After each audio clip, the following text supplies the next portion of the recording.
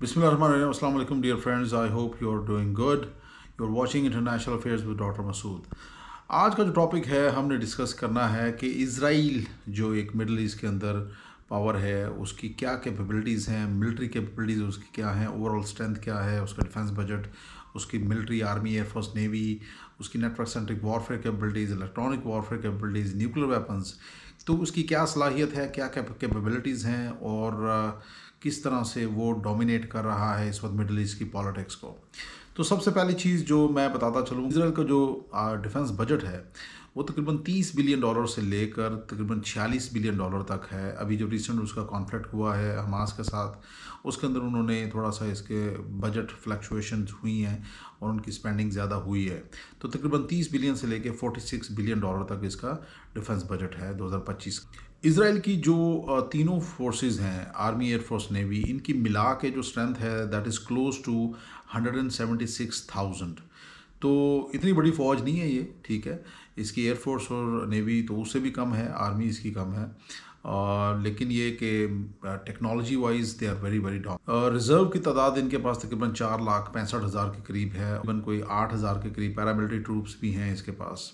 तो रिज़र्व्स मिला के काफ़ी ज़्यादा बन जाती है। मैं बताता चलूँ कि इसराइल के अंदर कॉन्स्क्रिप्शन का असूल है कि हर 18 साल का मर्द और औरत उसको 2 साल कम अज़ कम मिलिट्री के अंदर सर्व करना पड़ता है लाजमी, क्योंकि उसकी पॉपुलेशन कम है। अगर मोटी मोटी चीज़ें देखें इनकी, तो फॉर एग्जांपल टैंक्स इनके पास तकरीबन 2200 के करीब टैंक्स हैं। ये जो टैंक्स हैं इनका नाम है मेरकावा सीरीज़, जो कि एक बड़ा ज़बरदस्त इसका हाई टेक किस्म का टैंक है, थर्मल इमेजिंग है और अच्छी उसकी रेंज है। इसराइल के पास तकरीबन 530 के करीब आर्टिलरी यूनिट्स हैं।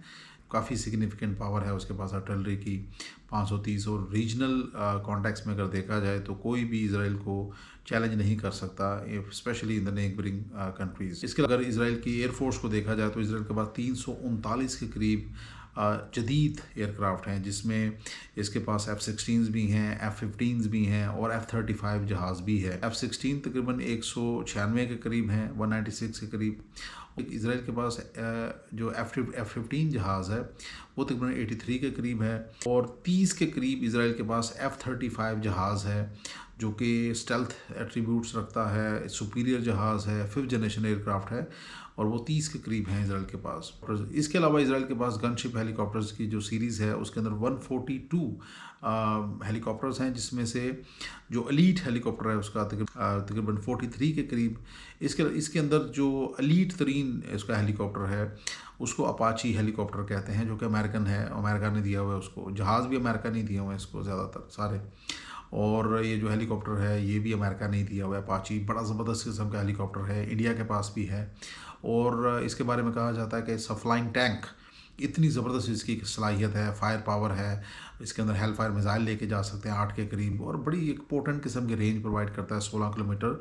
और दुश्मन की आर्टिलरी, उसके टैंक्स, एडवांसिंग जो फोर्सेस होती हैं इन्फेंट्री, उसके लिए बड़ा ख़तरा है। एयर डिफेंस के लिए बड़ा ख़तरा है क्योंकि ये लो फ्लाई करता है।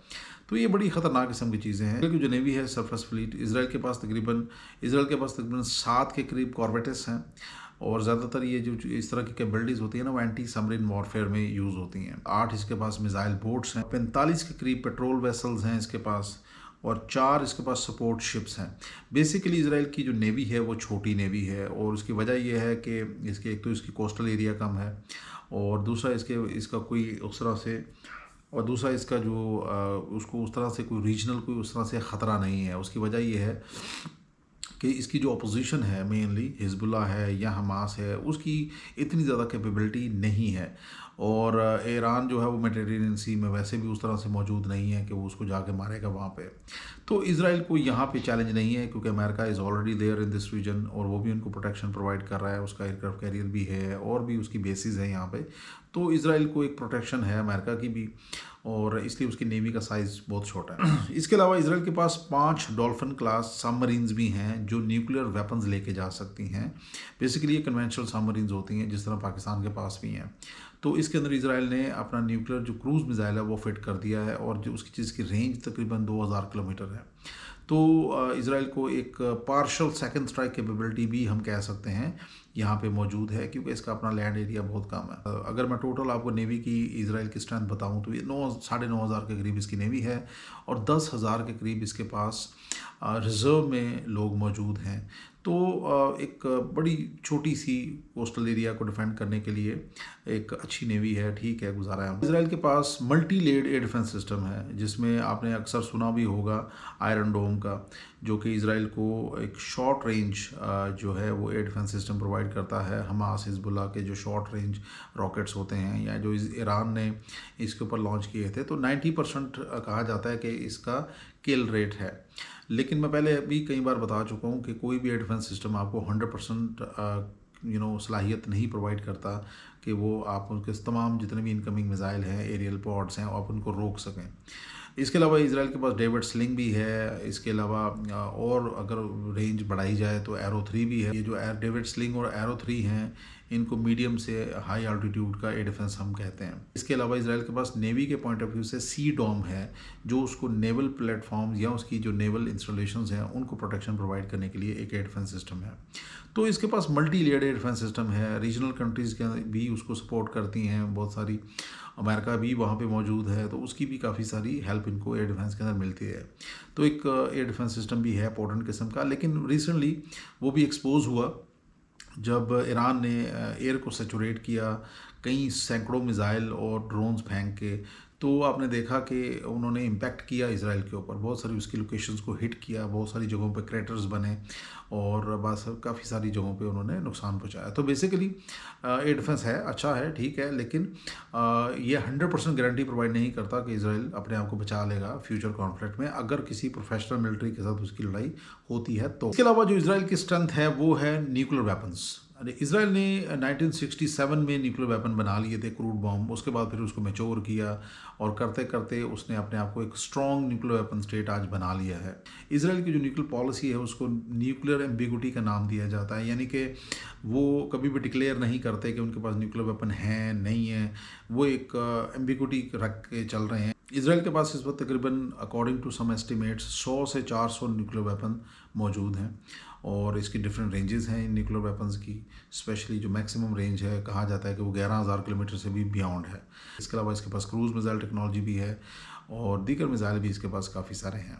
100 से 400 के करीब एस्टिमेट ये लगाया जाता है। लेकिन इसराइल जो है वो अपने न्यूक्लियर वेपन्स को एयर के साथ भी लॉन्च कर सकता है, तो उसके पास F-16 भी है, F-15 भी हैं, जो न्यूक्लियर वेपन्स को कैरी कर सकते हैं और एक ख़ास रेंज तक उसको ड्रॉप कर सकते। और इसका इसराइल को एयर रिफ्यूलिंग का भी मसला नहीं है, क्योंकि उसके पास एयर रिफ्यूलिंग के टैंकर्स भी हैं, यानी कि आसान लफ्ज़ों में हवा के अंदर वो समझ लें कि आप उसको रिफ्यूल करके उनकी जहाज़ों की रेंज बढ़ाई जा सकती है अगर मिसाइल की रेंज कम हो तो इसराइल के जो मिसाइल की रेंज है वो भी ठीक है, कैपेबल है। उसके अलावा उसकी जो एयर रिफ्यूलिंग का जो ऑप्शन उसके पास आया है, उससे वो अपनी उसने सलाहियत बढ़ा ली है, तो वो अपने बॉर्डर से दूर जाके भी स्ट्राइक कर सकता है मुल्कों के ऊपर।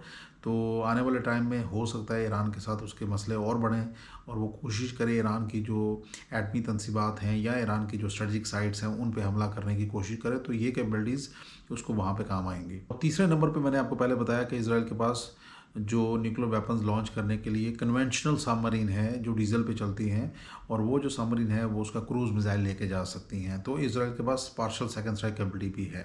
तो बेसिकली इसराइल के पास ट्राइड है, आर्मी, एयरफोर्स, नेवी, वो तीनों प्लेटफॉर्म से न्यूक्लियर वेपन्स को लॉन्च कर सकता है। तो ये वो वाहिद चीज़ है जो इसराइल को स्ट्रॉन्ग बनाती है मिडल ईस्ट के अंदर। इसलिए मिडल ईस्ट के अंदर कोई भी मुसलमान मुल्क इसराइल के सामने खड़ा नहीं होता, चाहे वो इजिप्ट हो, चाहे वो बाकी जो कंट्रीज़ हैं लाइक सऊदी अरेबिया हो, ईरान हो, या सीरिया हो, या इराक़ हो। कोई भी मुल्क इसराइल को चैलेंज नहीं करता, क्योंकि उसके पास न्यूक्लियर वेपन्स हैं और उसकी मिलिट्री स्ट्रॉन्ग है as compare to these Muslim countries.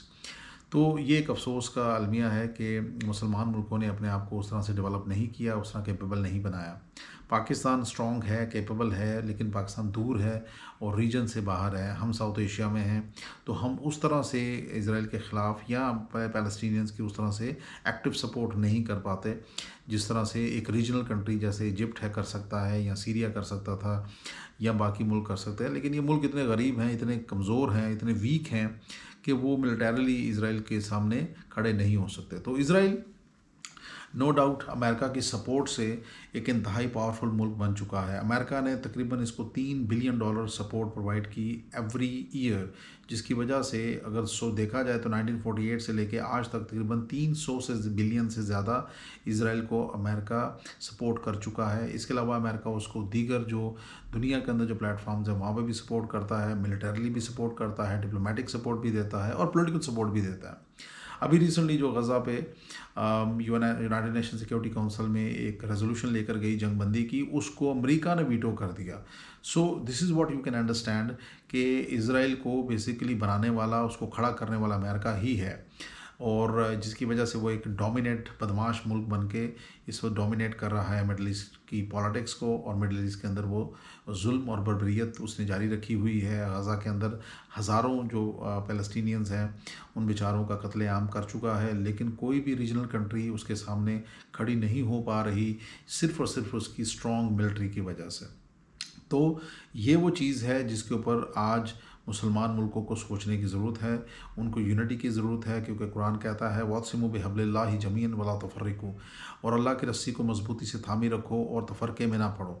तो मुसलमान मुल्क 57 मुल्क जब तक आपस में मुत्तहिद नहीं होंगे, अपनी एनर्जी को इकट्ठा नहीं करेंगे, तो तब तक ये कभी भी इसराइल का सामना नहीं कर सकते। So this is unfortunate reality and we need to understand that. Thank you very much. अपना बहुत सारा ख्याल रखें, खुश रहें, आबाद रहें। वीडियो को लाइक और शेयर करें, अगर पसंद आए तो कमेंट ज़रूर करें ताकि हम इस तरह का कंटेंट और बनाएं आपके लिए। बहुत शुक्रिया। अल्लाह हाफिज़। Take care.